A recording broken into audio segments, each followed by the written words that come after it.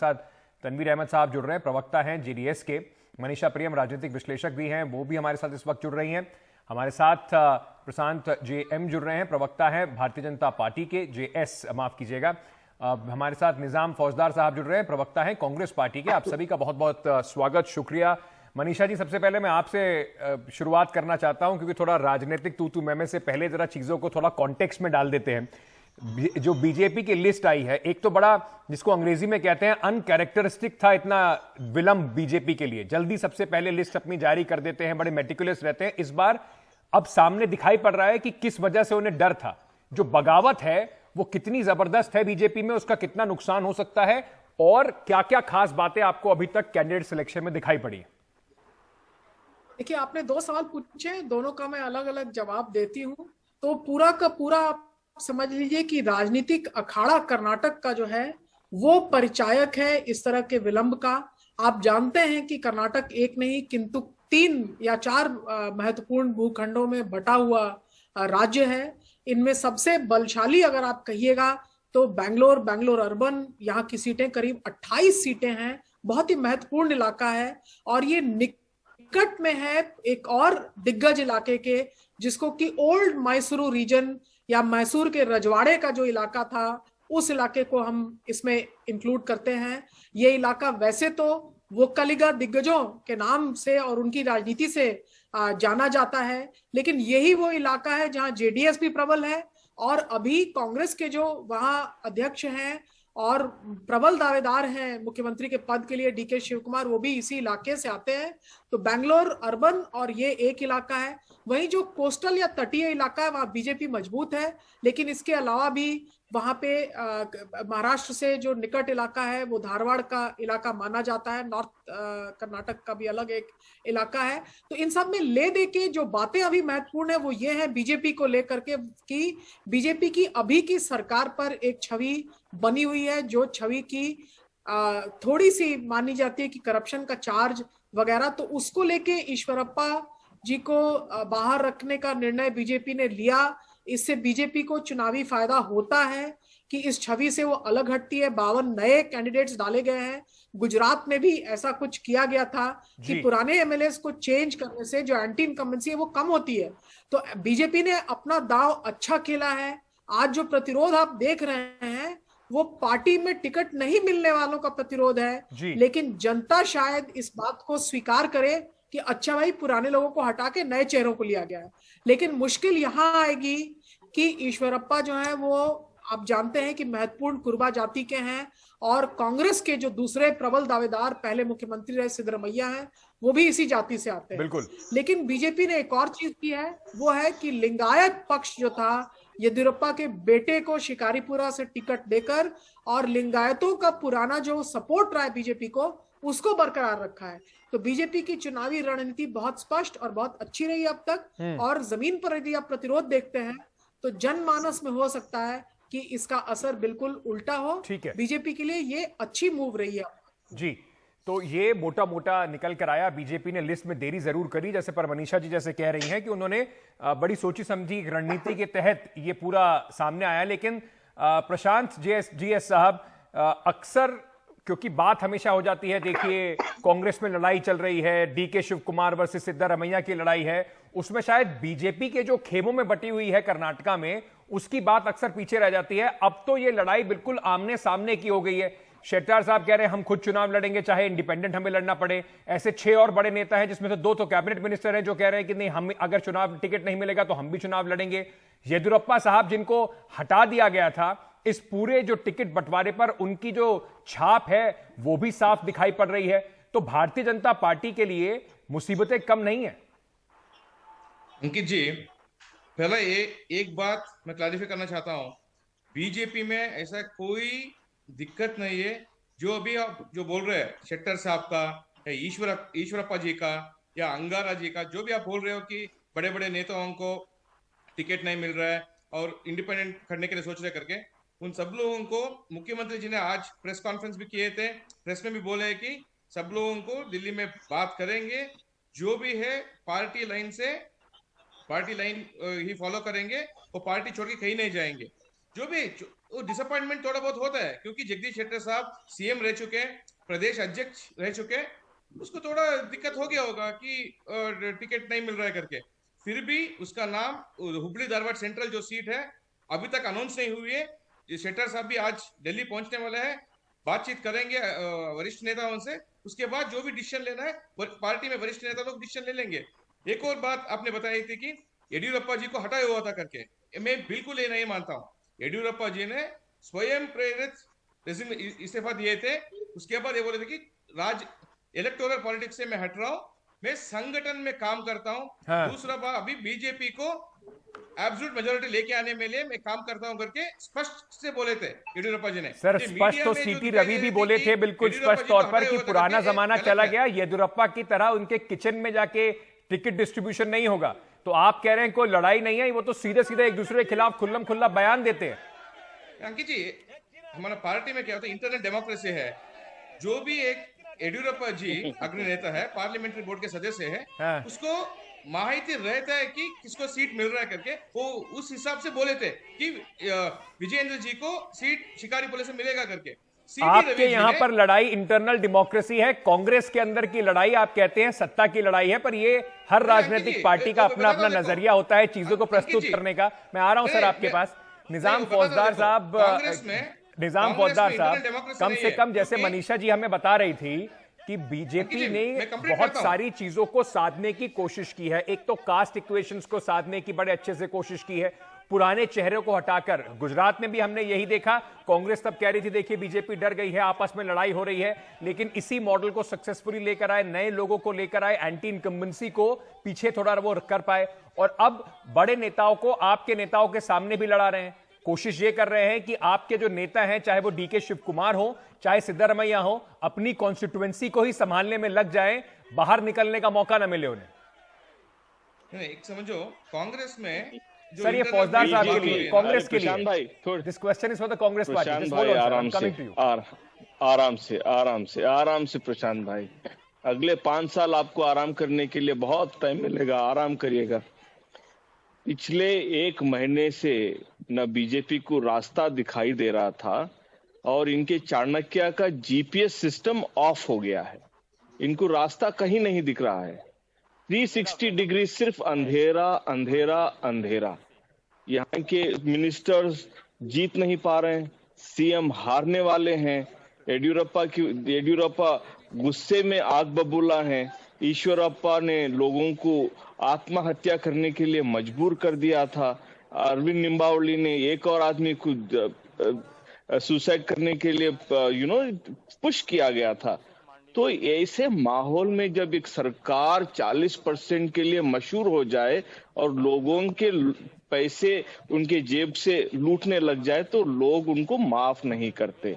इसलिए बीजेपी को आज इतनी तकलीफ हो रही है कि 2 उनके नेताओं को, एक सिद्धरामैया साहब के खिलाफ और एक डीके साहब के खिलाफ लड़ाना पड़ता है, लेकिन दोनों 2-2 सीट पे लड़ते हैं। इसका मतलब है कि उनको गारंटी भी नहीं है कि इनके खिलाफ लड़कर ये जीत पाएंगे। तो 2 जगह लड़वा कर दोनों जगह हारने के लिए इलेक्शन लड़ते हुए पहली बार कोई पार्टी को देखा जा रहा है, और बीजेपी इसके लिए एक केस स्टडी बनकर उभरेगी।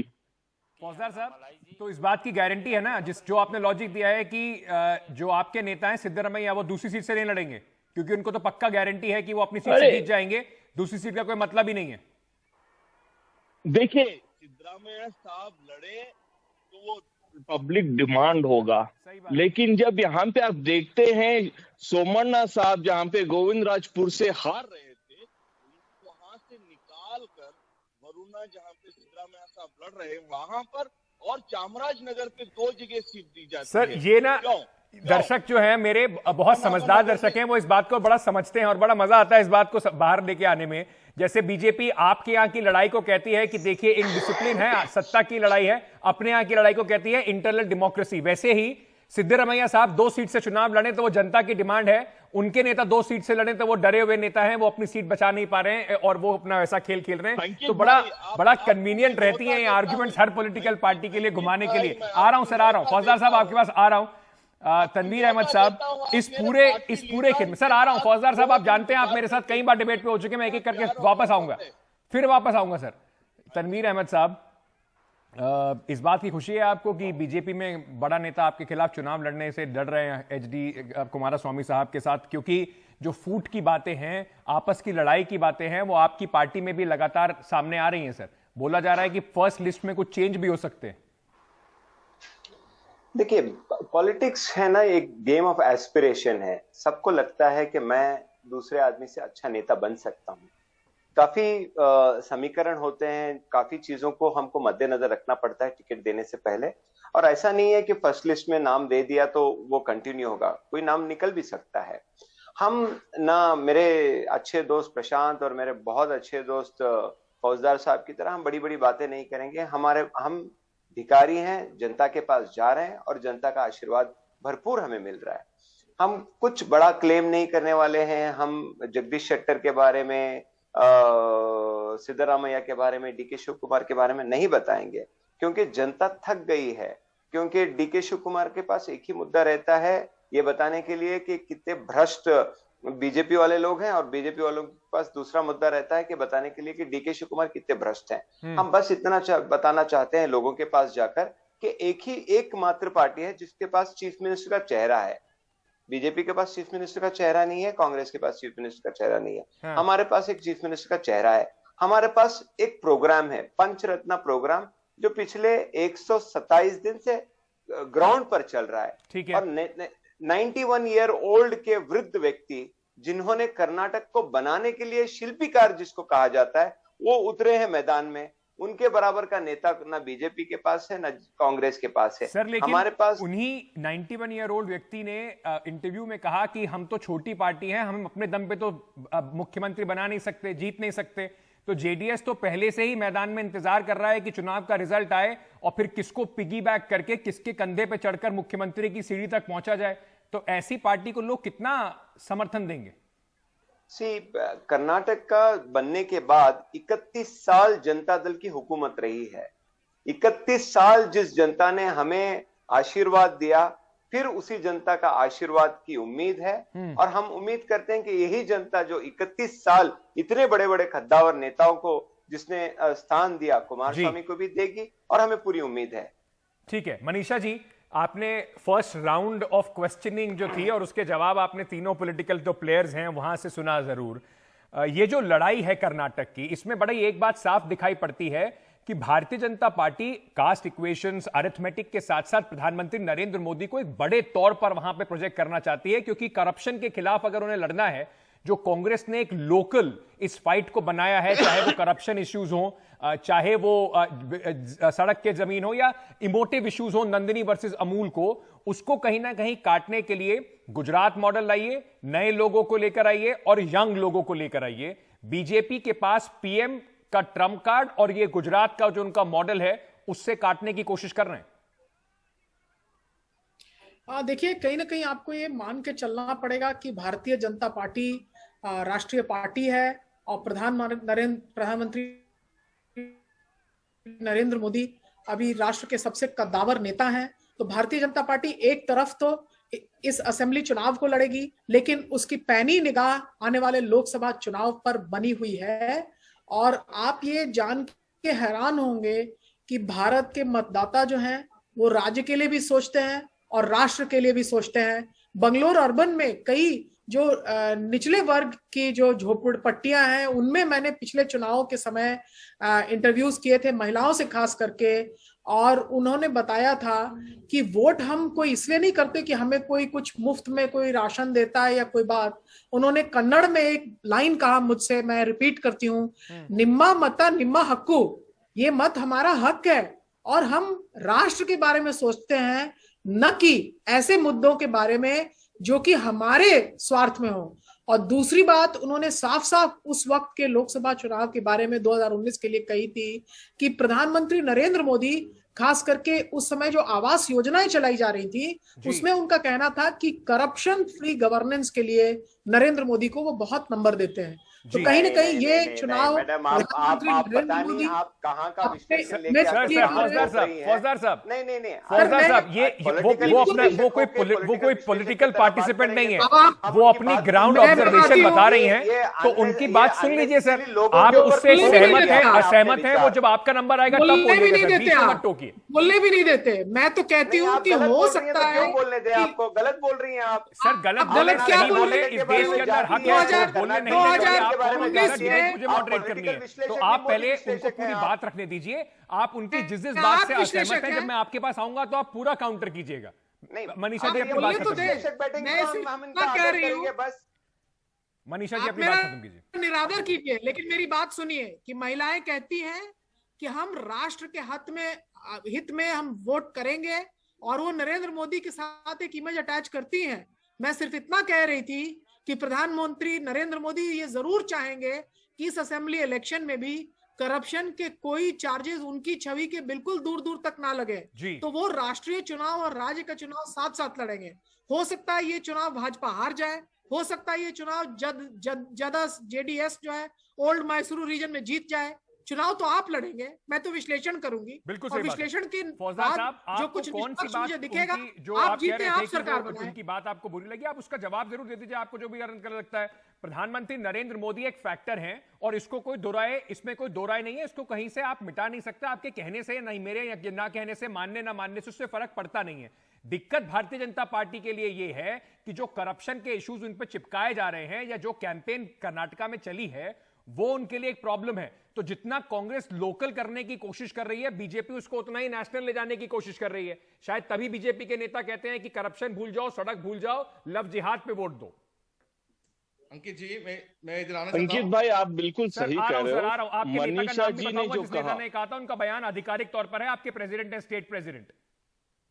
पर फौजदार साहब को ठीक जरा है जवाब सर, देने ठीक दीजिए, है। क्योंकि मनीषा जी से उन्हें बड़ी परेशानी थी। जी फौजदार साहब बताइए। अंकित साहब, मनीषा जी के बीच में मैंने नहीं बोला था, तनवीर साहब ने कहा था, लेकिन उसका जवाब मैं दे देता हूं। नरेंद्र मोदी गद्दावर नेता थे, गद्दावर नेता नहीं है। क्यों? मैसूर आते हैं, लोगों को संबोध नहीं करते हैं, लेकिन जाकर शेर के साथ और चीता के साथ फोटो खिंचवाते हैं। इतना ही, इतना डर हो गया है कर्नाटक की आवाम के सामने, वो आना नहीं चाहते, उनके पूरे प्रोग्राम्स कैंसिल हो चुके हैं।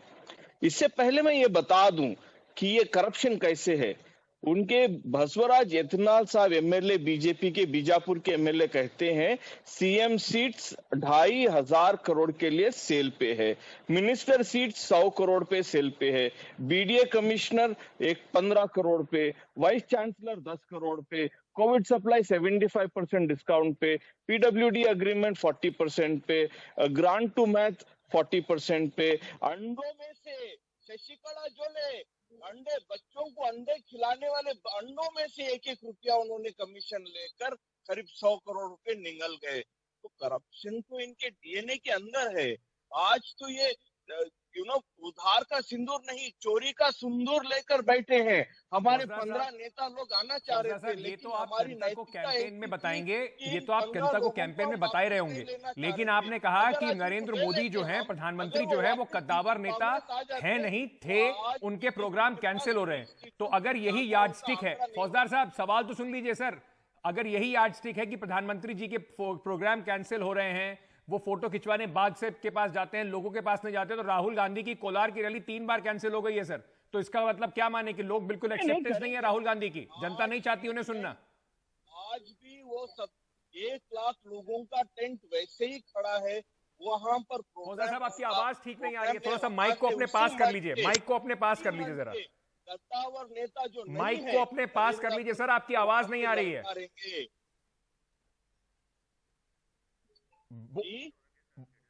मैं आपका ऑडियो थोड़ा ठीक करा देता हूं, क्योंकि आपकी आवाज बहुत कम आ रही है, फिर दर्शक कहेंगे कि आपकी आवाज ठीक नहीं सुनाई पड़ रही, तो सवाल का जवाब आपने क्या दिया उन्हें समझ में नहीं आएगा। प्रशांत जी ने भी हाथ उठाया हुआ है, तनवीर साहब ने भी हाथ उठाया हुआ है। प्रशांत साहब, क्योंकि भारतीय जनता पार्टी की बात हो रही है, जो लिस्ट जो आपकी निकली है, डायनेस्ट करके आप सब लोगों को चिढ़ाते हैं, उन पर आरोप लगाते हैं। आपकी लिस्ट के अंदर ऐसे मुझे 21 लोग दिखाई पड़ रहे हैं जो पार्टी में किसी ना किसी के या तो बेटे हैं, भाई हैं, चाचा हैं, रिश्ते जुड़े हुए हैं। येदियुरप्पा साहब के बेटे को भी आगे बढ़ाया गया। तो बीजेपी करे तो डायनेस्टी खत्म, जेडीएस में अगर कुमारस्वामी साहब आगे जाएं तो वो एक परिवार की पार्टी है। अंकित जी, मैं पहला ये देना चाहता हूं कि राजस्थान में क्या हो रहा है। सचिन पायलट जी ने उधर निराहार दीक्ष पे बैठा हुआ है, किसके सामने? गहलोत जी के करप्शन के सामने। वो सवाल ये पूछ रहे हैं उसी का सीएम को, इतना करप्शन कर रहे हो, हमको डिटेल्स दो करके। कांग्रेस में ये एक नेता भी सचिन पायलट को कुछ किया क्या? अभी क्यों नहीं कर सकते? जो करप्शन हो रहा है राजस्थान में वो सच्ची में हो रहा है। खुद उसी पार्टी का बंदा फास्ट पे बैठा हुआ है। हाँ। कांग्रेस के नेता ये बोल रहे थे कि हमारा एक नेता जो बोल रहे थे करके, वो ऐसे ही बोल रहे थे, उसको भी हाईकमांड से नोटिस दिया हुआ था कि बिना एविडेंस बात मत करो करके। इधर सचिन पायलट जी एजिटेशन में बैठा हुआ है 2 दिन से। सर, सचिन किसका फोटो पायलट लगा तो हुआ अपनी है? सरकार सिर्फ से सवाल गांधी जी पूछ का रहे फोटो हैं। रखा है। आपकी वो सरकार गांधी से परिवार का कर्नाटका फोटो में निकाल सवाल के तो जनता सिर्फ पूछ रही थी। गांधी जी का जो फोटो रख के कॉन्ट्रैक्टर एसोसिएशन agitation कर रहा थे, है। जो कॉन्ट्रैक्टर एसोसिएशन है, उन्होंने पूरा मार्च निकाल के प्रधानमंत्री को बोल रहा हूं, चिट्ठी लिखकर अंकित आरोप जी, लगाया मेरे को 40% कमीशन मेरे का। को समय तो उसका दीजिए जवाब आप, तो दे मैं दीजिए। बोलता हूं। अंकित जी, समय तो दीजिए। जो कॉन्ट्रैक्टर एसोसिएशन का हिस्सा था ना, जो केम्पण्णा करके अध्यक्ष थे कॉन्ट्रैक्टर एसोसिएशन के, वो सिद्धरामैया जी को उसका घर पे मिलके उसके बाद आके प्रेस कॉन्फ्रेंस किया। उसके बाद क्या हुआ, हमारा नेता मुनिरत्न जी के ऊपर ये लगाया हुआ था। मुनिरत्न जी ने डिफेमेशन केस लगाया कि डॉक्यूमेंट्स दो कोर्ट पे, नहीं तो प्रूव करो करके।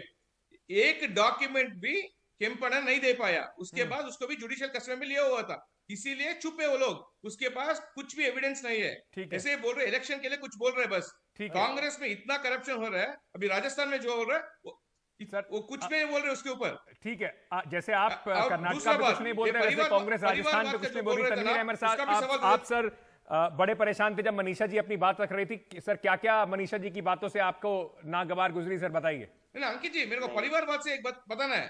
सर, परिवारवाद से प्रशांत जो बात कर रहे थे ना, प्रशांत आपका जब समय आया तो आप बोलिएगा प्लीज, ठीक है? तनवीर जी, मैं खत्म नहीं किया था। नहीं ये नहीं, बोलने के बाद आप आपका उनका टाइम आ सवाल जाएगा। है, एक्चुअली एंकर है, एंकर जो कहते हैं उसका आप आदर कीजिएगा प्लीज।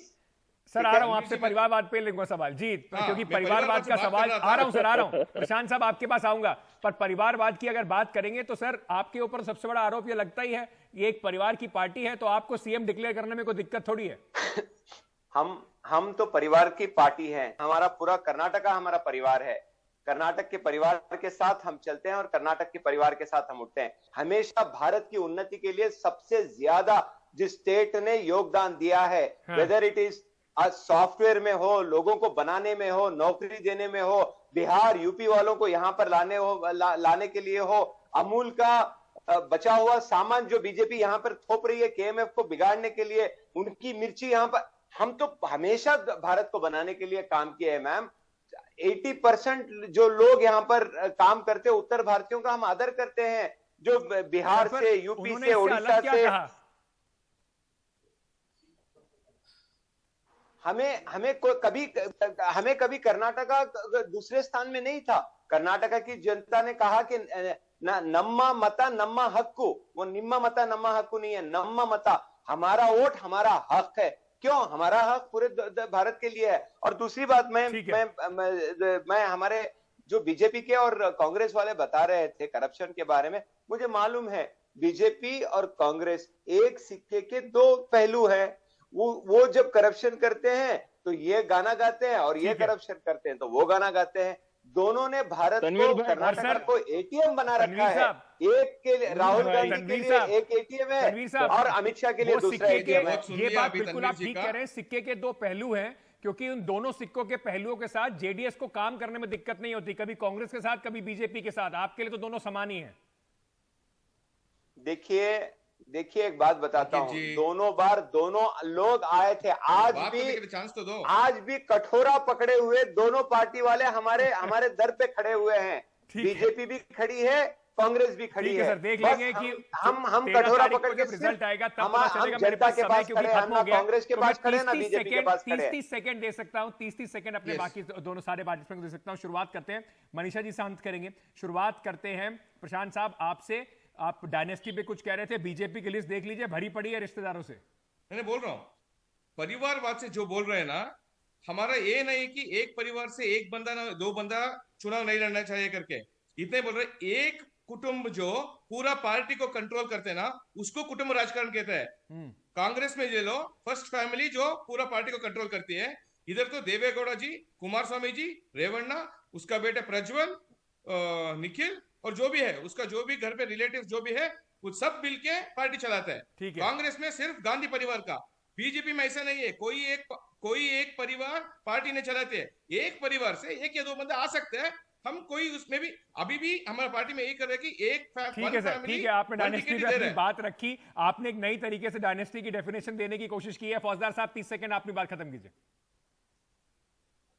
अंकित भाई, आजकल चोर बहुत शोर मचाते हैं, आजकल चोर बहुत शोर मचाते हैं।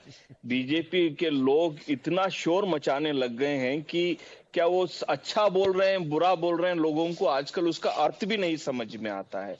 तनवीर साहब, इस बार आप लोगों को आराम करने की जरूरत है। हम आपकी सपोर्ट या हम आपको सपोर्ट देने की जरूरत नहीं आएगी। इस बार कर्नाटका की अवाम ने मन बना लिया है, दिल बना लिया है कि इस बार कांग्रेस की सरकार को पूर्ण बहुमत के साथ लाएंगे, आएगी, और कांग्रेस का सीएम जिस भ्रष्टाचार, अब ये 13 मई को पता चलेगा। मनीषा जी, अंत में लिस्ट बाहर आ गई हैं, आरोप प्रत्यारोप इसी तरीके से चलते रहेंगे, बल्कि और बढ़ते रहेंगे। कितना जरूरी होगा कर्नाटक के चुनाव का रिजल्ट, क्योंकि इससे एक्स्ट्रापोलेशन करना शायद ठीक होगा नहीं। हमने देखा था कि 2018 में भी ऐसा ही कुछ हुआ था, सरकारें, बीजेपी को सीटें ज्यादा मिली थी पर सरकार कांग्रेस जेडीएस की बनी, और उसके बाद क्या स्वीप रहा बीजेपी का लोकसभा में। तो कितना इसका फर्क पड़ने वाला है आगे आने वाले चुनावों में? देखिए, तनवीर जी मुस्कुराएंगे, और मुस्कुराने की घड़ी भी है उनके लिए, क्योंकि जब इस तरह से मैसिव पॉलिटिकल पार्टीज जो हैं उनका जब बेस इरोड कर दे, जैसे बीजेपी का बेस इरोड करेगा, तो ऐसा नहीं है कि ये कोई 2 पार्टी सिस्टम तो कर्नाटक है नहीं, ऐसा नहीं कि बिल्कुल नई वाली पार्टी आ जाती है। और जहां कर्नाटक त्रिशंकु में लटकता है वहां, और जितना बीजेपी के खिलाफ करप्शन की बात कांग्रेस करेगा, तो बिना बहुत प्रचार प्रसार किए लोकलाइज्ड इलेक्शन में जेडीएस को नेचुरल एडवांटेज अपने रीजन में होता है जी। और इनकी अपनी रूट्स हैं, समाजवादियों का अपना बहुत बड़ा गढ़ है जी। और जो बात तनवीर साहब को सुन के अच्छा लगेगा कि मैसूरू के पूरे इलाके में और वहां समाजवाद पर मैं बहुत गहरा अध्ययन करती हूँ, काम करती हूँ। उस पार्टी की भी अपनी कमियां हैं, लेकिन आप देखिए आज बीजेपी के पास भी उधर का ही उधार लिया हुआ एक मुख्यमंत्री है। पीछे कांग्रेस ने भी जब सिद्धरमैया को बनाया तो वो कहां से आए थे आप बताइए?